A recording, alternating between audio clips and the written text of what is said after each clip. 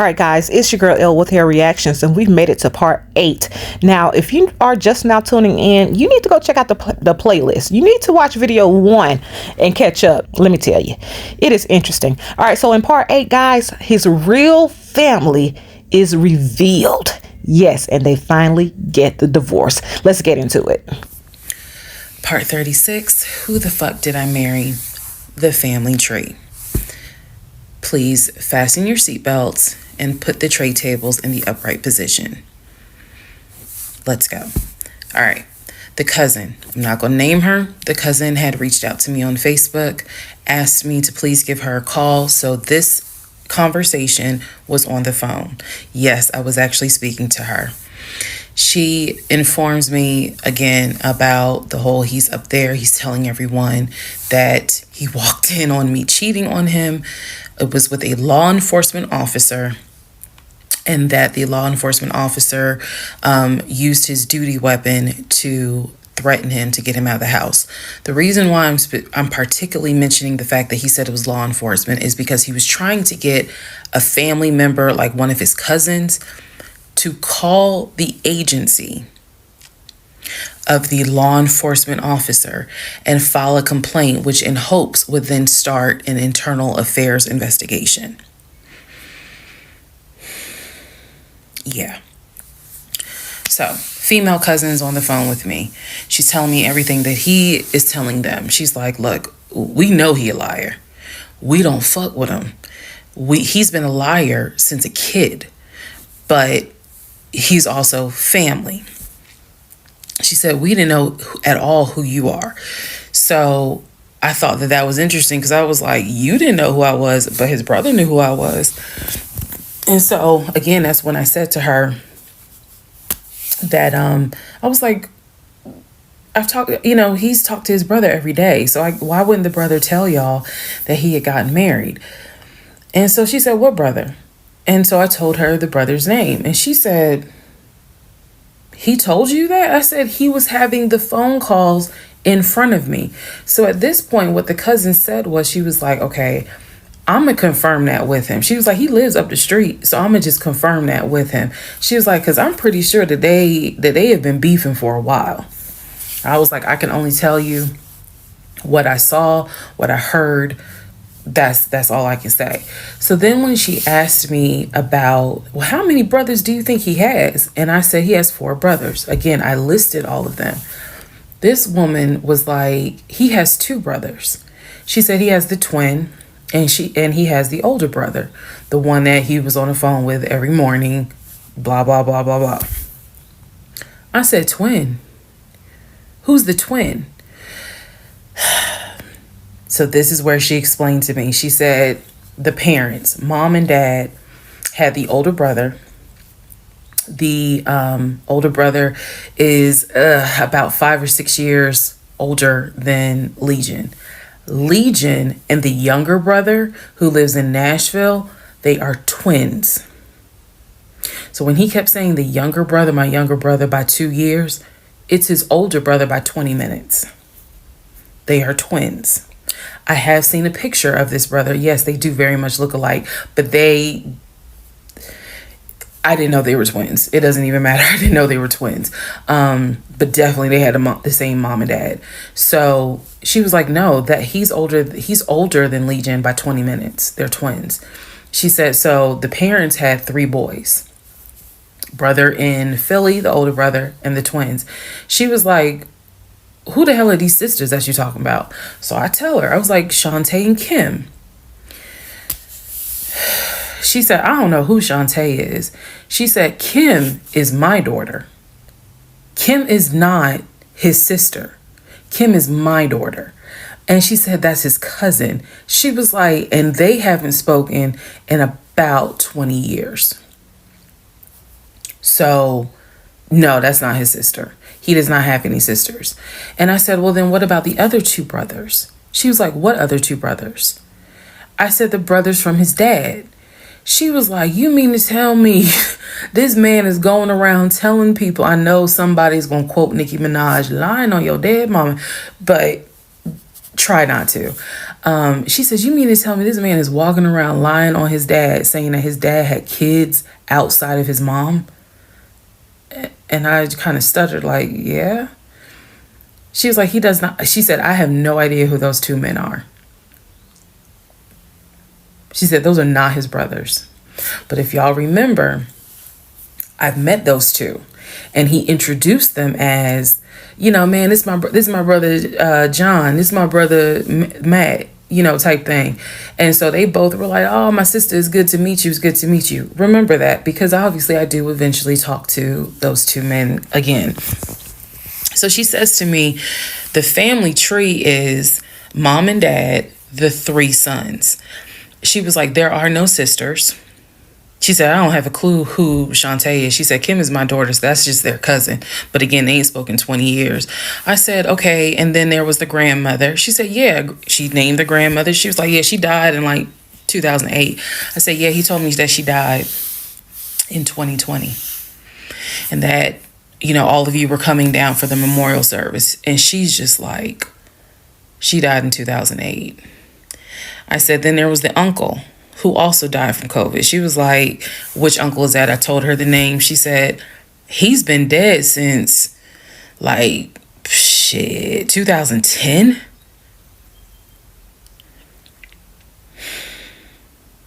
I said, okay, what about the cousin nicknamed Junebug? Everybody got a cut. If you're not African American, we all know a Junebug somewhere. And she just was like, oh yeah, cousin Junebug. She was like, man, that's crazy what happened to him. And I was like, what do you mean what happened to him? Because I know he has talked to his cousin Junebug on the phone a few months prior. He was like, and so she said to me, she said, yeah, he had passed away in 2016. So this is now 3 people that she's naming that I recall him having either a story about or a phone call with. And she's telling me that they are all passed away. So this is when the conversation kind of changes. And she's like, you know what? She said, let me speak to the older brother. Because he probably wants to talk to you. She was like, you probably should talk to him, and a lot of your questions will get answered. She was like, this dude's been lying ever since he was a kid. She was like, she said, literally, we don't fuck with him. I remember her saying that verbatim. She was so adamant. She was like, and when he showed up here out the blue, talking about how his wife cheated on him with a law enforcement officer, and how the guy took his gun out and threatened him to leave the house. She was like, we knew something was up. She was like, that's why I had to find out who you were and reach out to you and find out the truth. I said, there was no other guy. There was no law enforcement officer. And she was like, yeah, because he was telling us where the dude worked and how we should go ahead and help him file a complaint so that this dude could lose his job. I said, there is no other person. I said, I kicked him out. That was me, all by myself. No gun, just my fist. And so she said, he's telling us that he had gotten married, and then she was like, apparently y'all had a baby. So she was like, so you got a kid with him? So I had to explain to her.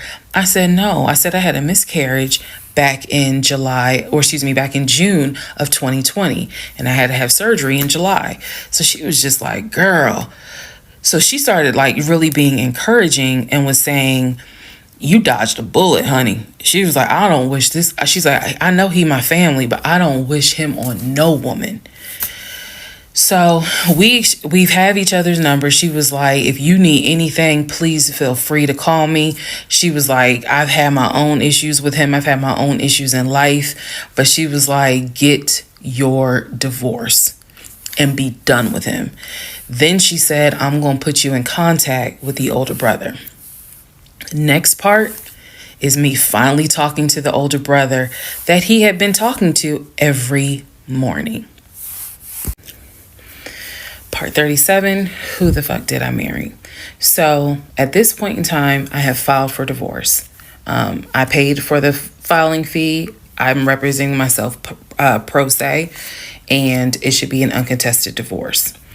During this time, Legion had driven to Philly, lied to his family, and said I had cheated on him, that he caught me, and that the guy I cheated on him with was a law enforcement officer who used his gun to threaten him to get out the house. None of that was true.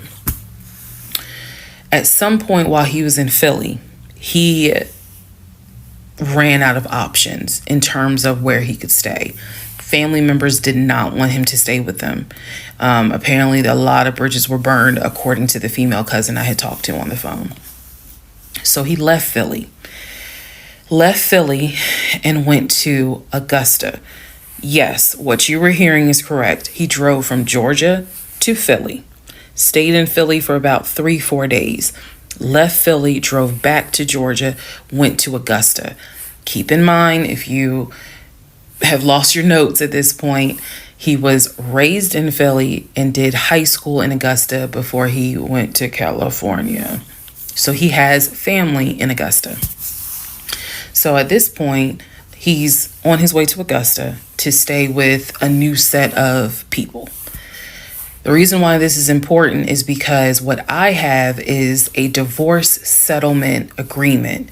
That divorce settlement agreement has to be signed by the two of us, where we are basically telling the court, look, this is what he's keeping, this is what I'm keeping.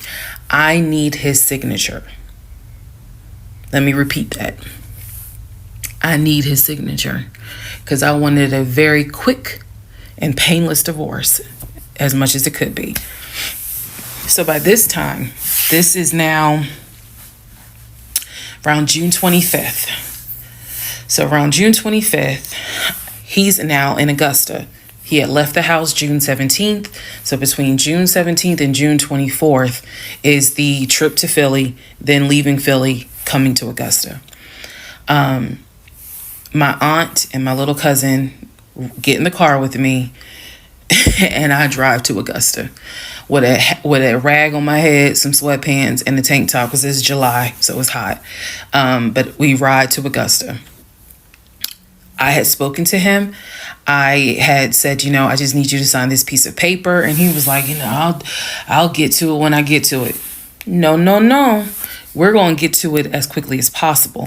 So if that means I got to drive to Augusta tomorrow morning at 7 o'clock, I'm going to do that because I need that signature. I ain't telling this. This was my attitude.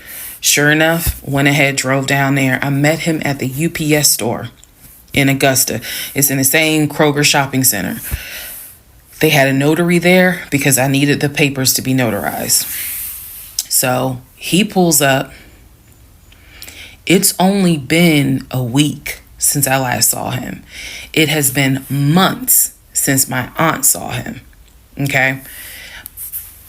She had no idea of the condition that he was in. Again, I'm telling y'all, when I met him, when he met my family, he was like a size 3X. In just a short span of time for a week, he easily could have been in an extra large, maybe even a large, but was wearing 3X clothes. So he has told me this whole time, he didn't know I had spoken to his family. Okay, probably need to put that in there. He did not know I had spoken to his cousin. So he was telling me that he had a place to stay. He was staying with some family members, and everything was cool. He told me he was going back to Augusta because he had a job. That's what he told me.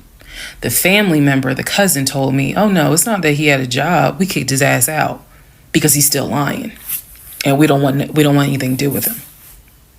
So when I saw him get out the car, I immediately knew, you probably have not washed in 3 days. I'm not overreacting. His nails had not been cut, so his nails were a bit long. He smelled like the Chattahoochee dump on a hot summer Georgia day. He stunk so bad. And for a moment, I did not recognize the man that I was legally married to. I did not recognize him. he almost looked, what's the word? Emaciated. If I may be mispronouncing it, but the way someone looks when they have lost so much weight and it's almost like your skin and bones. He looked homeless. He smelled homeless. And my heart just kind of broke. It kind of did. I'll be honest, it kind of broke. It did not break enough for me to not get that signature though. So when he walked into the UPS store, you clearly could see that some of the people were like, let me get away from him. Me, I just was like, okay, so I just need you to sign right here, and I just need you to sign right there. Okay, and then a woman named Lauren came over and notarized the papers, and then we were done because he signed the divorce agreement. He didn't even read it. Reason why I'm pointing that out is because he didn't read the part where what's left in the house now belongs to me. Where he took technically what he was going to take. Everything else in that home belongs to me. Remember, I told y'all he had left all his Invicta watches.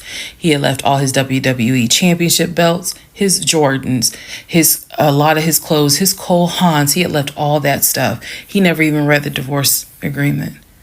So he signed it. I signed it. Lauren notarized it. We leave the store and I said, have you eaten? And he was like, yeah, I ate. It's just, my knee. So again, he's talking about the knee, but if you saw him, you would know there's way more to it than the knee. So I said to him, look, since you met me here, let me give you some money so you can get you some chicken nuggets. Yeah, that's what I said. You can get you some chicken nuggets. So I believe I gave him like $5 or $6. Go get you some chicken. I think I Zelled it to him, actually. Just go get you some food. Then because where he parked was not far. It was like, okay, I'm parked here. He's parked in front of me in the other row. So there's that aisle that you can drive down. So I walked him to the car. And I saw the condition of the inside of the car. And that's when I knew he's been living in his car. He's been living in his car. So clearly, I no longer had a question of, so where's his offshore account? Where's the U.S. bank savings account? Where's the checking account? Didn't have that question anymore. Because if you had money, you wouldn't be living in your car. You would not be in the same clothes that you were in when you left my house on June 17th. And this is now June 25th. So he was like, I'm going to be all right. I'm about to start a new job. I'm going to be cool. I got a family member I can stay with.